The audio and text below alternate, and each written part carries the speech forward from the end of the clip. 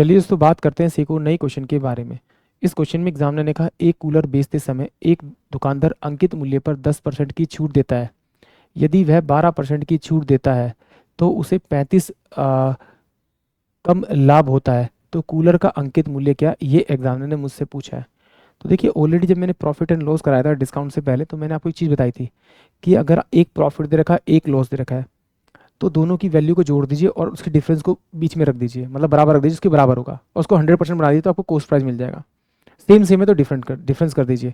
तो यहाँ पर देखिए ये पहले डिस्काउंट 10% का देता, अब 12% का दे रहा था और 35 रुपये कम का लाभ होता है। तो कुछ नहीं, दोनों सेम सेम है, दोनों का डिफरेंस कर दीजिए। ये 2% जो होगा बराबर किसके होगा, आपका 35 के बराबर होगा। तो इसे क्या करना है, आपको 100% बनाना है। तो किससे मल्टीप्लाई करना पड़ेगा आपका, इसको 50 से। तो 50 से इसको मल्टीप्लाई कर दीजिए डायरेक्ट।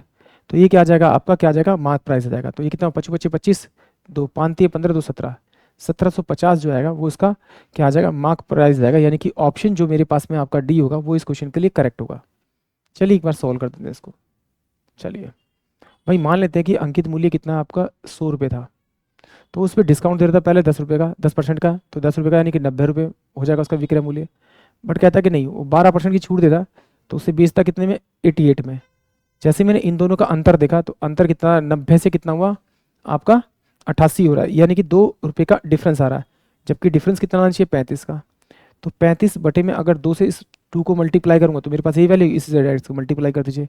यानी कि 35 इंटू में 100 बटे में आपका 2 यानी कि 50, और 50 और 35 जो होगा मेरे पास में वो होगा आपका 1750। यानी कि ऑप्शन जो मेरे पास में आपका डी होगा वो इस क्वेश्चन के लिए करेक्ट होगा। आई होप आप सभी क्वेश्चन समझ में आया होगा।